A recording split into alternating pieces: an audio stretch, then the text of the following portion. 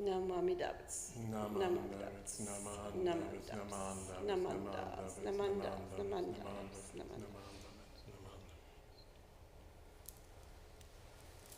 Good morning and welcome to New York Buddhist Church. Today is June 5th, 2022, and we will be honoring today's Shotsuki Hoyo Memorial Service. We will open today's service with quiet sitting. Please sit up straight, gently, and calm your mind, and follow your breath.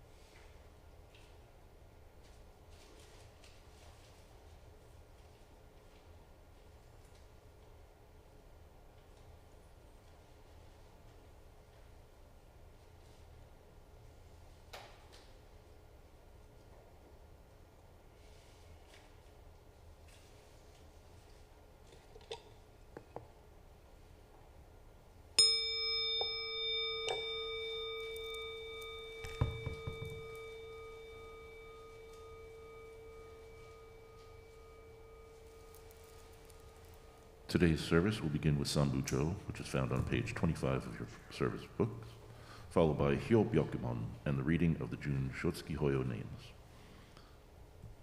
Our Sutra chant today is SAM-BUTSU-GE, Bodhisattva Dharmā-KARA'S verses in praise of Buddha LOKEŞVARA-RājA. Nembutsu and Ekoku merit transfer on page 79 through 90. Vandana Ti-Sarana, 3 jewels, will follow on page 167. Our meditative reading will follow that. Gobunsho, the letters of Rennyo Shonin, Shonin Ichiryu no Sho, the chapter on the teaching of Shinran Shonin. And today's Dharma message will be given by Reverend Gary Shobo Jaskula.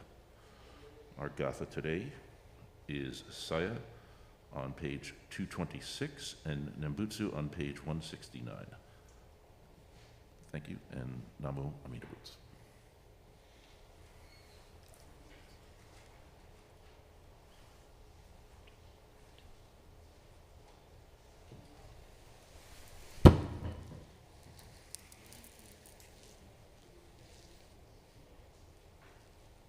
Please stand if you are able.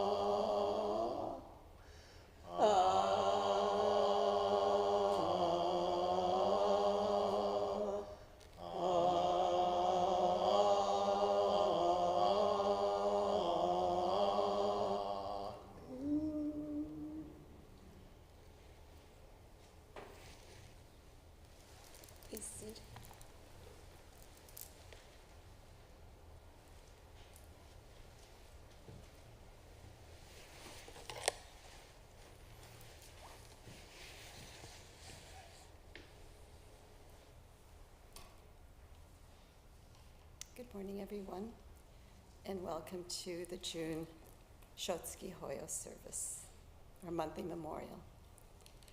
We respectfully welcome Amida Buddha to our Hondo Hall as we scatter flowers of joy. We respectfully welcome Shakyamuni Buddha to our Hondo Hall as we scatter flowers of joy. We respectfully welcome the Buddhas of all times and places to our Hondo Hall as we scatter flowers of joy. In the presence of Amida Tathagata, the embodiment of great wisdom and compassion, we, the members and friends of the New York Buddhist Church, have gathered to observe the Shotsuki Hoyo monthly memorial service for June 2022, in remembrance of our deceased loved ones, in reflecting on the ephemeral nature of life, which is like the lightning or the morning dew. We see that in the comings and goings of everyday life, we are essentially alone. Encountering the impermanence of earthly life, we are made to see both our self-delusion and also the contrasting light of the truth of compassion that sustains us. These are the names of our family members and friends who passed away during the month of June.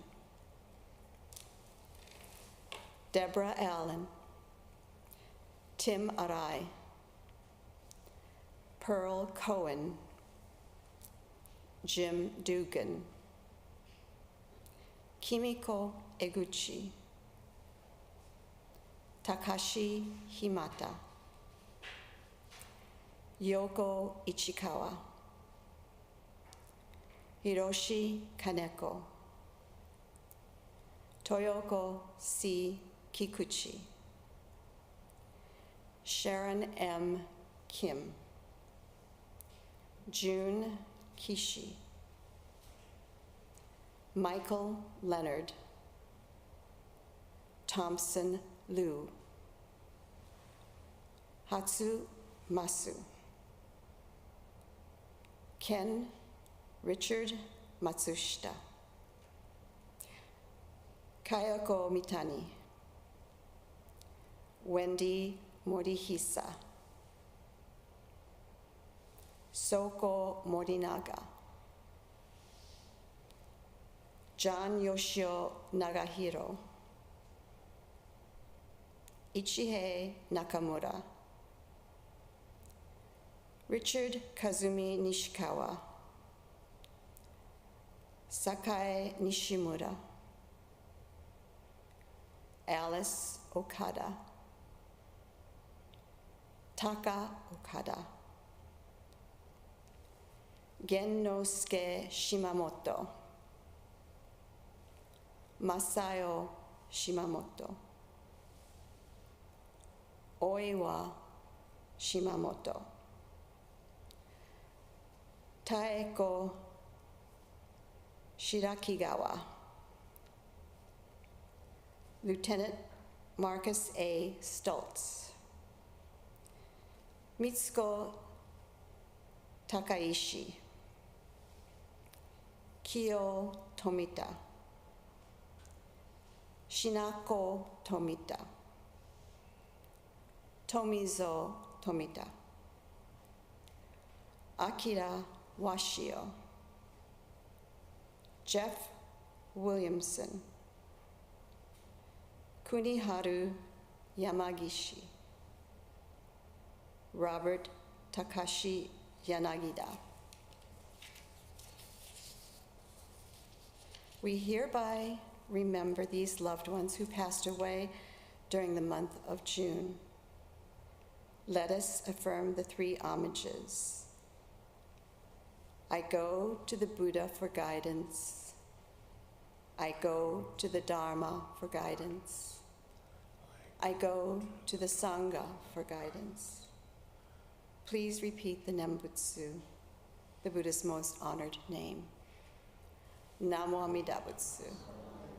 Namo Amida Butsu. Namo Amida Butsu. Namanda. Namanda.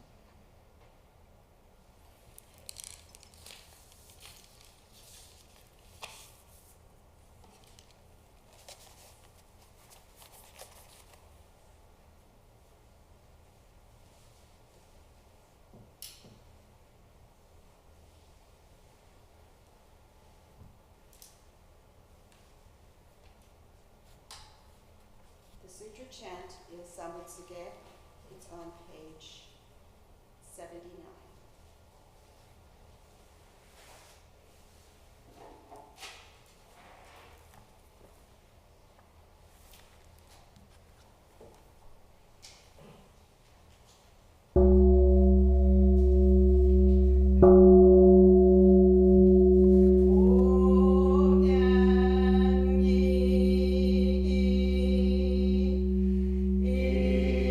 Ichiryu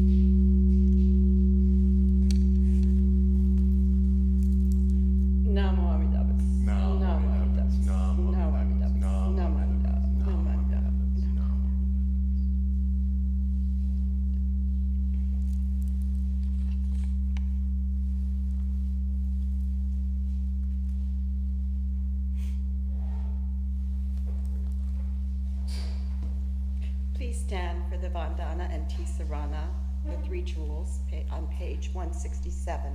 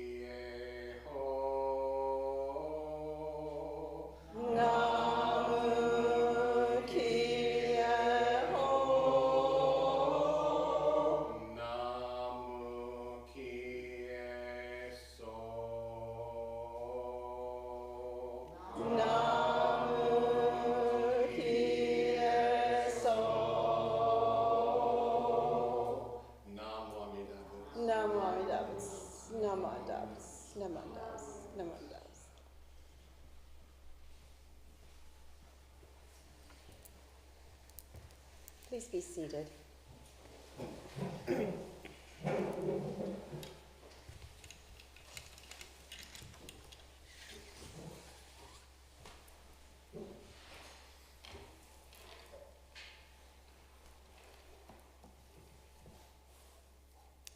Good morning, everybody.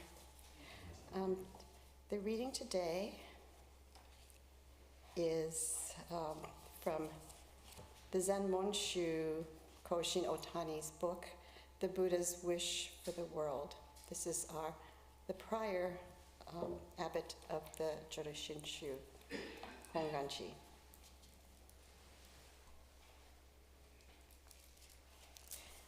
I'm going to read 2 parts from his chapter. Are we losing the art of living free of calculated effect and attachment to things? If you look up the word free in the dictionary, it says, 1, to do work without receiving any money in return. 2, giving something away and not expecting any money in return without cost, no charge. On any given day, our action inevitably involves some form of calculation. Nothing is free. There is some profit in it for me, and so I make an effort. There is usually no one who would go out of their way to suffer by performing some profitless task. However, if by some uncalculated action, without any ulterior motive, one were to strive to make someone happy, as well as make oneself happy in the process, how wonderful that would be. You might wish to make someone else happy, but you want to get some thanks for it, or you want the recipient to be grateful. Well, that makes your action calculated. A person who does something without asking, out of a one-sided wish to make someone happy, and quietly goes about working toward that end, putting his entire life into making that wish come true, is truly called a Buddha. In Buddhism, there is the phrase, the 7 gifts that require no possessions. The 7 gifts are: 1, the gift of gentle eyes, looking at others kindly. The gift of a smile and kind expressions. The gift of words, speaking kindly to others. The gift of the physical body, acting properly yourself and treating others with respect. The gift of heart, touching others with a heart full of love. The gift of a resting place, offering others a place to sit and rest. The gift of shelter and lodging, providing others with a room or a warm place to stay. These 7 gifts do not require any money or goods in the least. Of course, we cannot live the way the Buddha did. However, we can emulate the Buddha. When we do so, we can better appreciate what a truly wonderful heart the Buddha had in order to accomplish what he did. Namo Amida Butsu.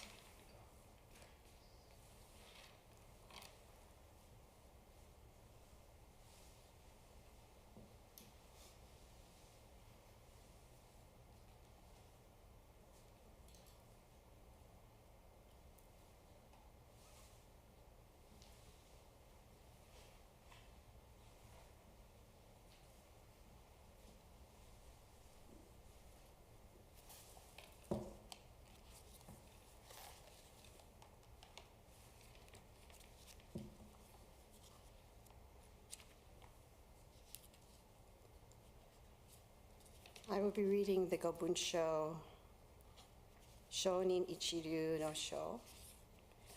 And the Gobunsho, as some of you may know, were the letters that Rennyo, Shonin, the 8th abbot of our mother temple, Jaroshinsho Hongan-jiha, whose portrait is over there.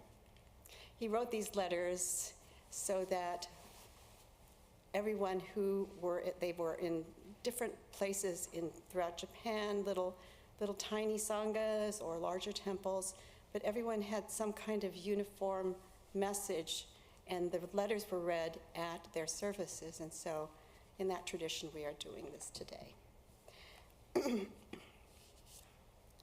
I'll first read it in English and then in Japanese. Chapter on the teaching of Shinran Shonin. What is taught in the tradition of Shinran Shonin is that the entrusting heart is essential.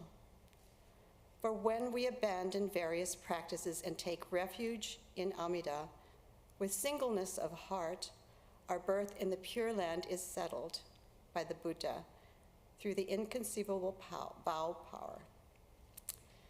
The state we thus attain is described as With awakening of a single thought of entrusting, we join those who are in the stage of the truly settled.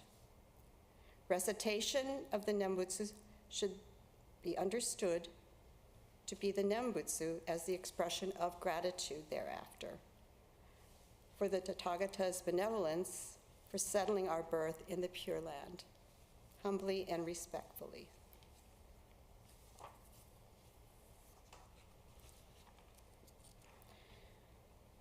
Shonin Ichiryu no go kanke no momuki wa shinji no motte honto serare soro. Sono yue wa moro moro no sogyo nagestete isshin ni mida ni kimyo sureba. Fukashigi no ganniki to shite but no kata yori ojo wa jijo sashimeta mo. Sono kurai o ichinen pokki nyūshō jōshiju tomo shakushi. Sono ue no shōmyō nembutta. Ichinen chō pokki nyūshō jō tomo shakushi. Sono ue no shōmyō nembutta nyorai waga ojo sadame tamaishi.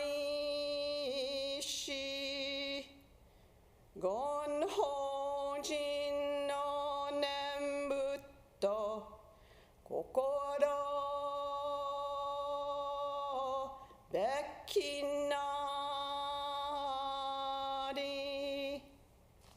Anakashiko,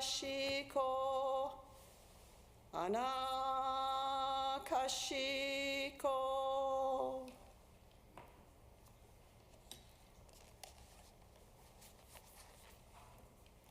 Now we will have the Dharma message delivered to you today by Reverend Gary Shobo, Jaskula.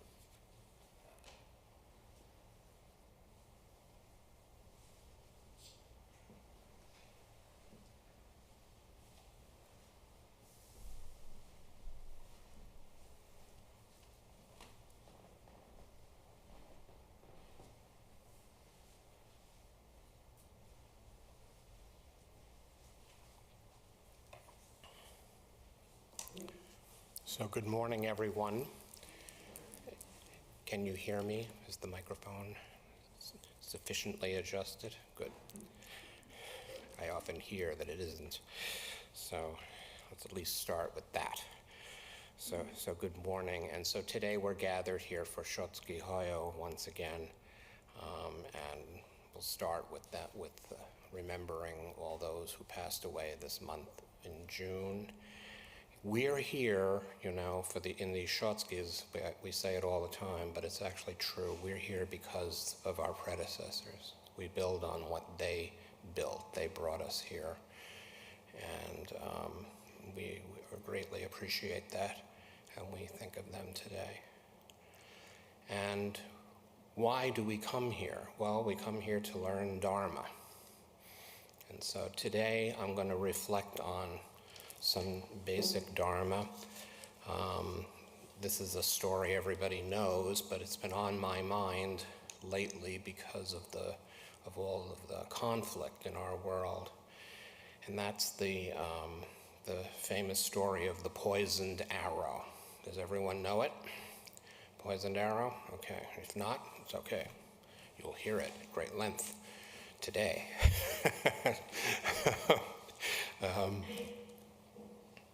But basically, this story is from the Pali scriptures. It's from the early ones spoken by the Buddhas in the middle-length discourses called Majjhima Nikaya. And I'm going to actually read from a translation edited by Bhikshu Bodhi, with some of the language, rather than shorten it like it usually is. I'm going to because I'd like you to hear the actual phraseology as close as we can in translation. But basically, a monk was following Buddha, and he had some troubles, you know. Buddha was teaching, he memorized everything, was doing a good job. Apparently he is an important monk, and his name is Malunkyaputta. But he had reservations, and see if any of these reservations rings with you.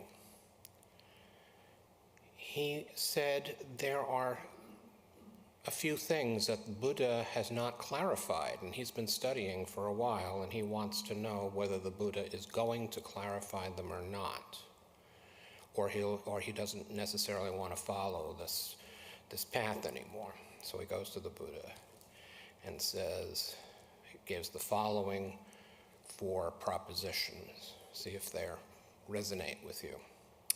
The first one is that, is the world eternal or is the world not eternal? Okay, so that's one thing.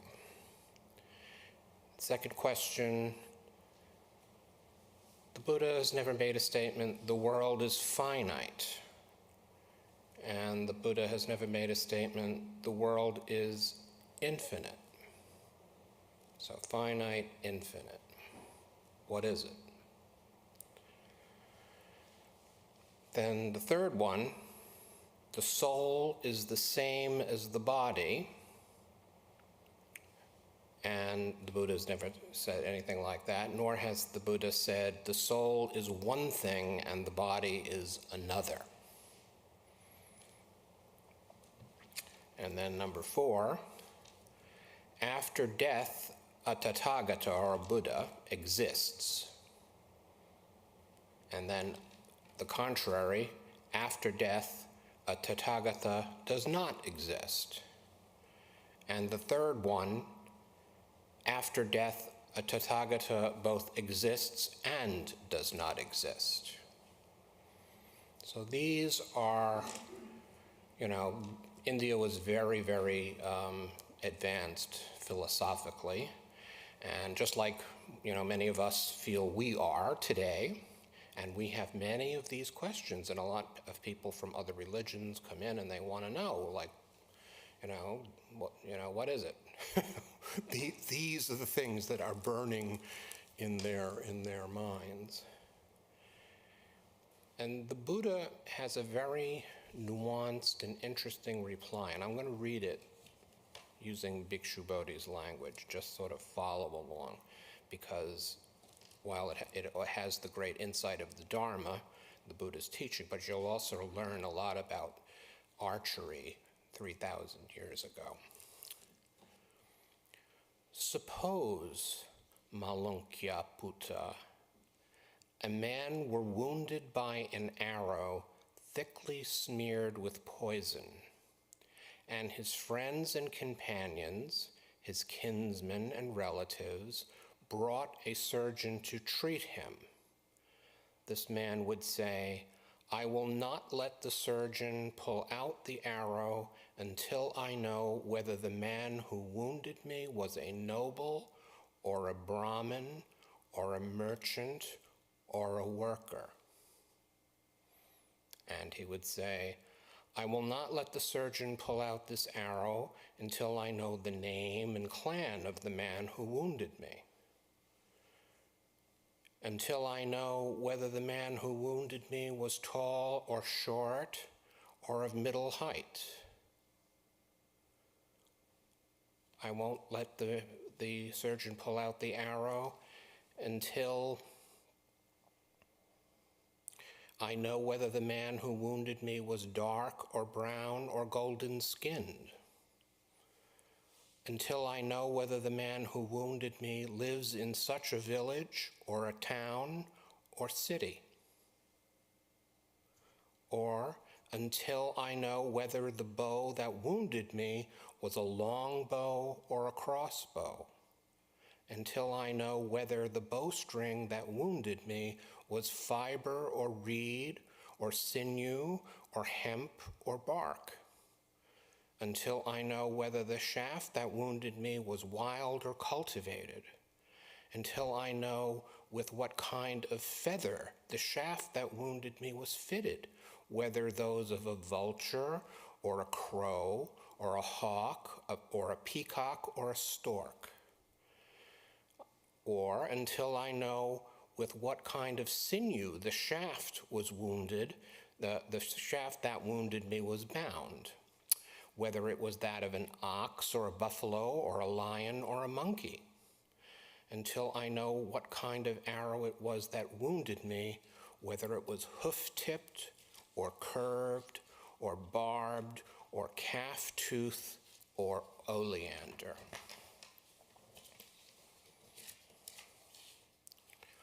All this would still not be known to that man, and meanwhile he would die.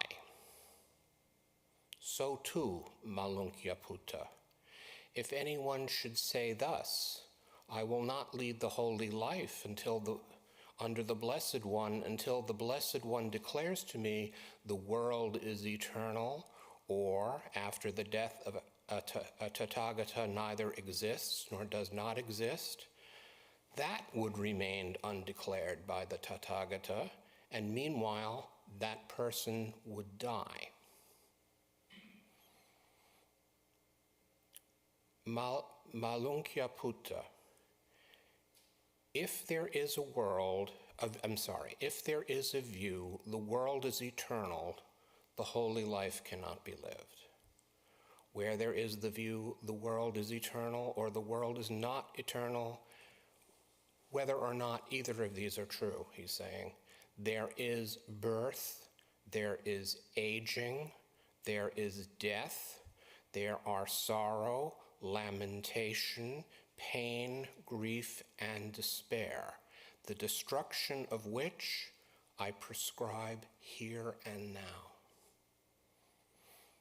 Why have I left that undeclared? Because it is unbeneficial. It does not belong to the fundamentals of the holy life.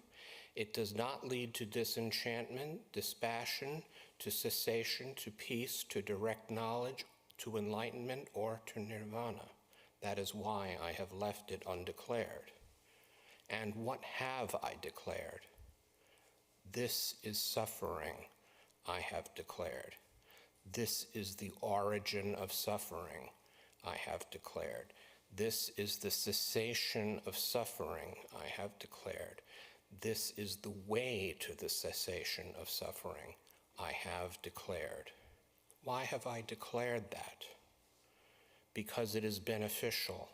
It belongs to the fundamentals of the holy life. It leads to disenchantment, to dispassion, to cessation, to peace, to direct knowledge, to enlightenment, to nirvana. That is why I have declared it.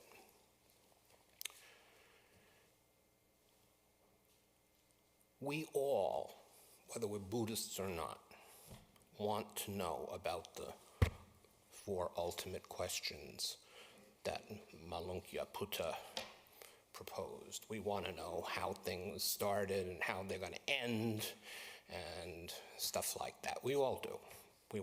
We just want to know that. There's no real problem with it. But Buddha is talking about something else. You know, he's talking about something else. Note the Buddha's reasoning. Beneficial, leading to disenchantment. Disenchantment isn't like disillusionment. Disenchantment means like waking up, not being enchanted by, like hypnotized.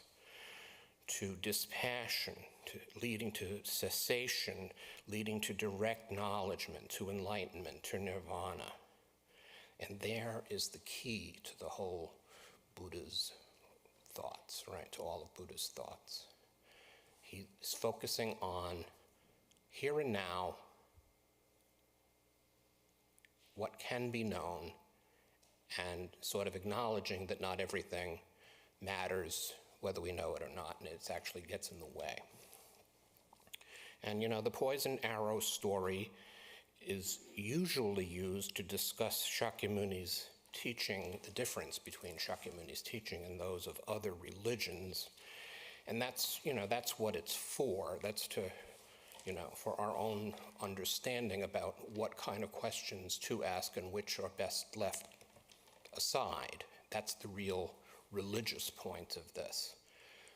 But there's a lot more going on there.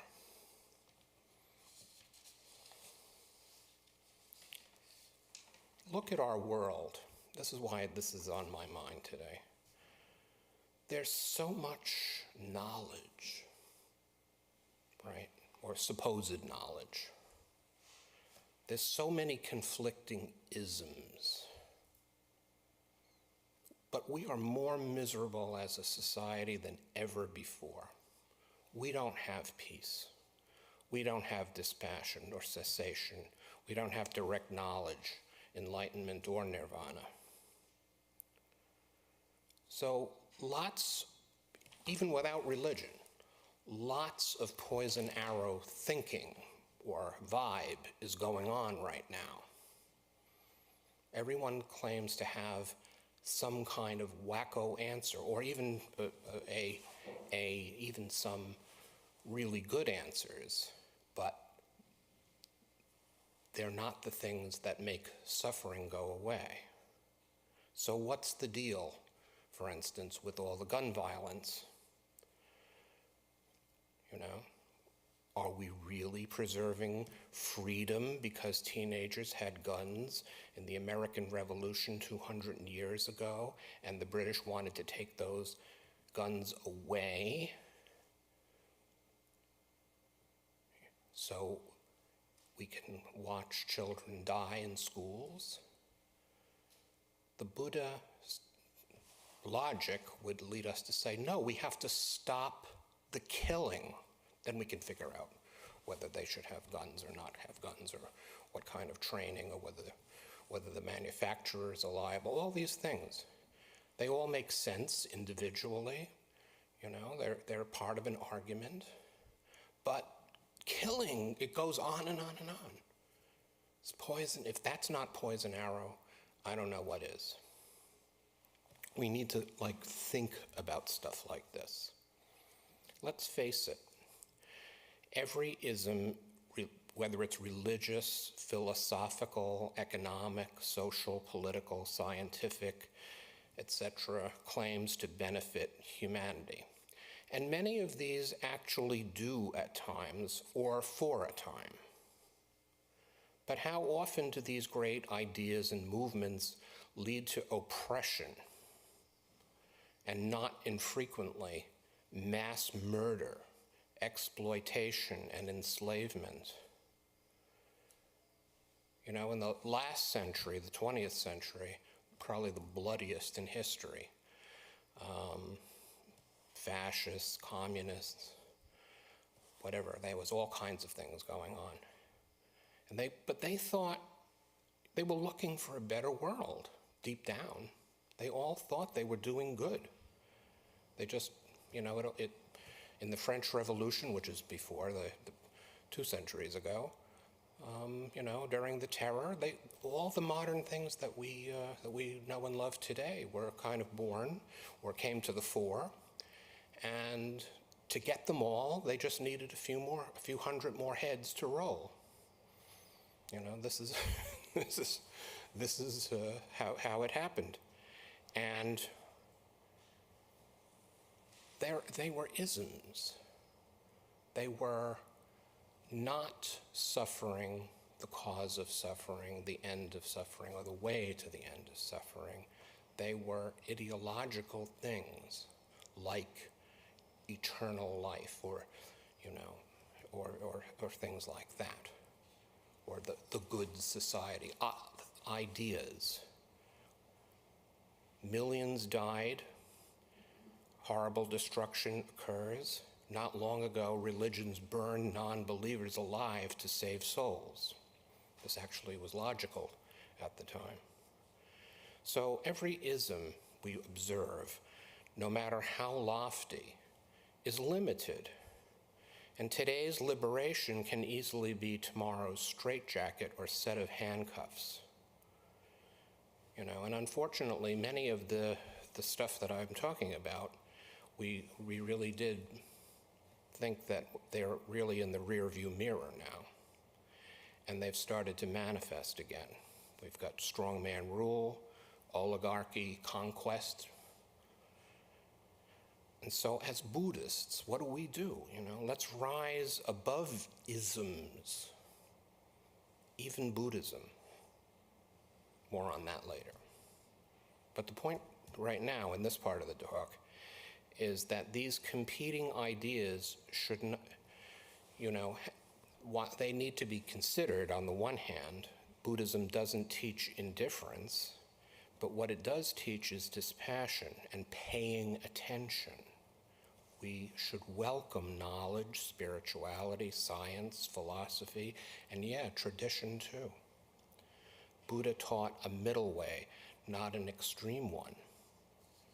So the poison arrow is really a great teaching for Buddhists to engage in and bring to the marketplace of ideas. We should engage actively and fruitfully, because for us it's not one of those theories. It's not an ism.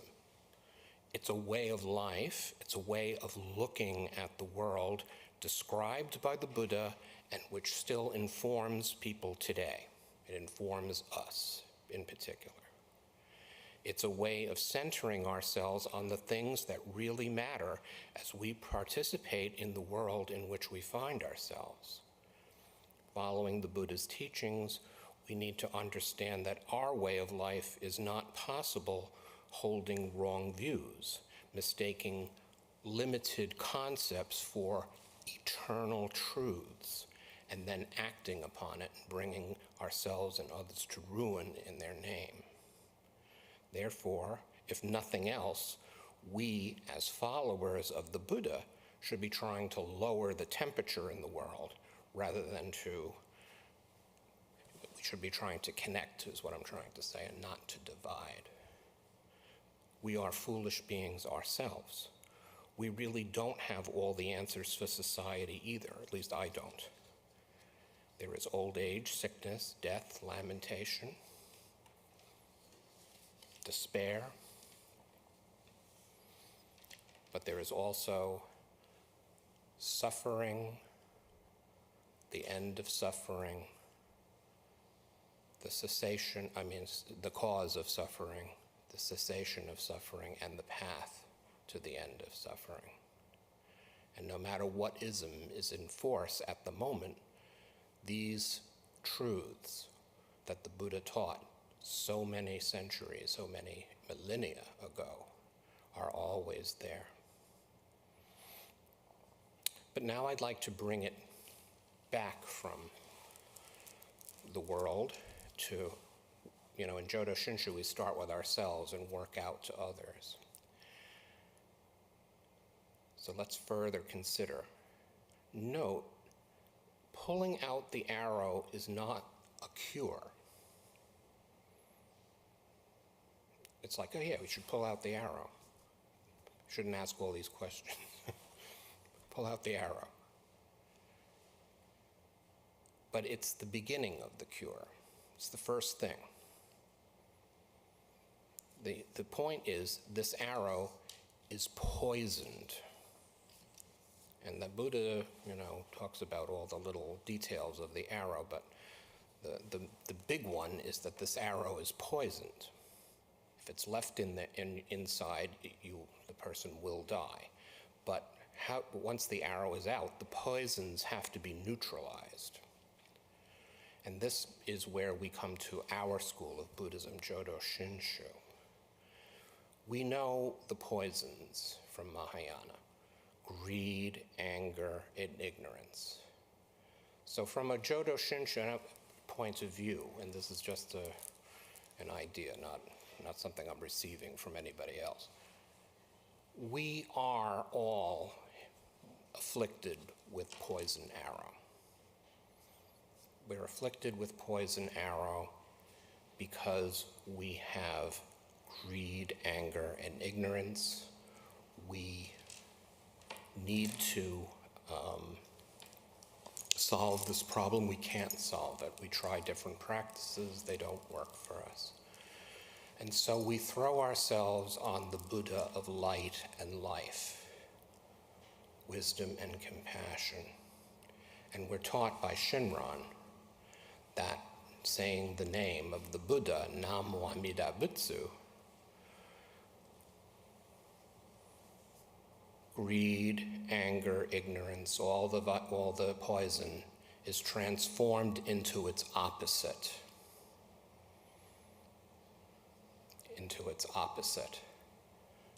Light and life. And we become one with the Buddha in the Pure Land at the right time. And so let us consider that side of the poisoned arrow story also. That, yes, it's kind of something we all do. We all speculate. We all get exercised over things that may be, they're necessary, they're needed, but may not work out for us or the world. It doesn't seem to. But for ourselves, we have the antidote.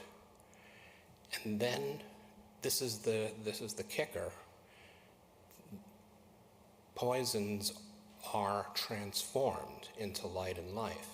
And then, the idea is that each of us should live our lives fully and go out and try to help others. We really, this is not a, I don't think that controversial a statement anymore. We should really be looking to help other people. And as our own poisons are transformed, we can at least give the gifts that Reverend Cheryl read in her reading, the kind eyes, all those things. If not, unless we're called to do really great things as well, that's fine too. But all those small things, they transform, because we transform each other just by being together. I know that that's been always true for me as part of this temple, that we come together and we sort of get charged up with Dharma. And then we can go out for another week and bumble around, but we'll come back. So let us consider that, and to look at the poisoned arrow as our friend and not our enemy, and to really learn about what it really means, this poisoned arrow. So,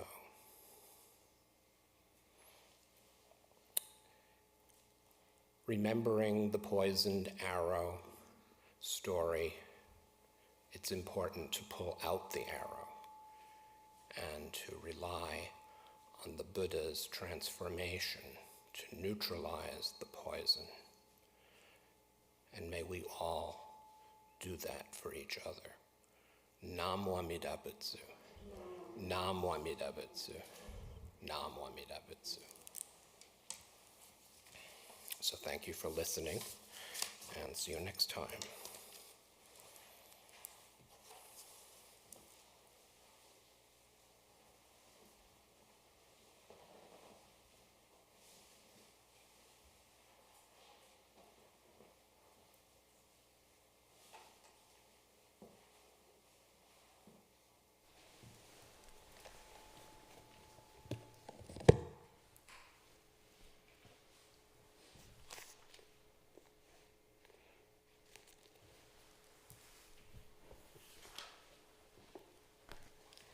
Let us rise for the Gathas, Seiya on page 226 and Nembutsu on 169.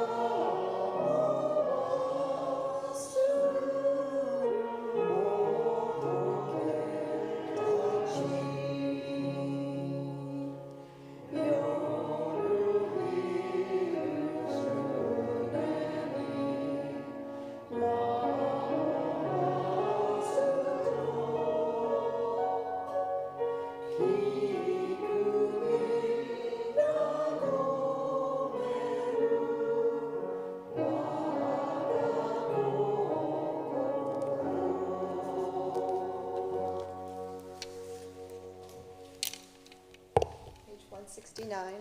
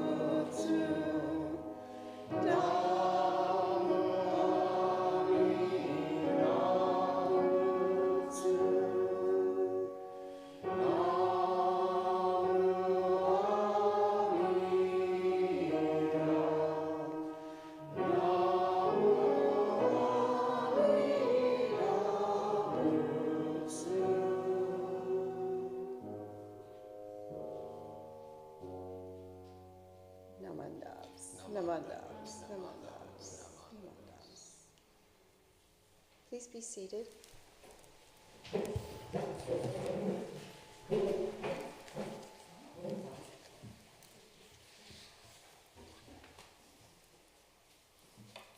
This concludes our service for today.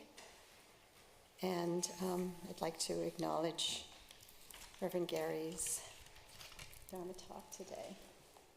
I think we always say, when we have our meditation, we say, take it with you, think about it. Think about it over the week, the message that he had, and how it applies to you and how it can become part of your life. So don't leave it here, take it with you. And I'd like to thank our greeter today, Hiroki Hasegawa, Nobuko Kodama, our pianist, and David Brady, our ever faithful tech person who brings our services live to everybody on YouTube and Facebook. Let's see. The flowers, are they your donation today? No, they're Ruth? Okay, all right.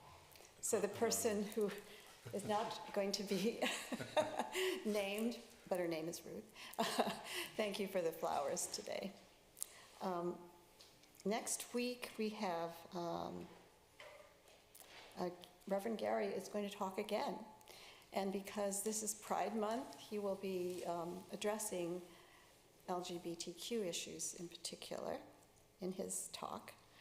The following week, our supervising minister, Reverend Ron Miyamura, is coming from Chicago. And so you might have seen him before on YouTube, or I'm sorry, on Facebook, or on Zoom, but he will be here live. And he is at the Midwest Buddhist Temple in Chicago. And so I hope you all come to welcome him as well.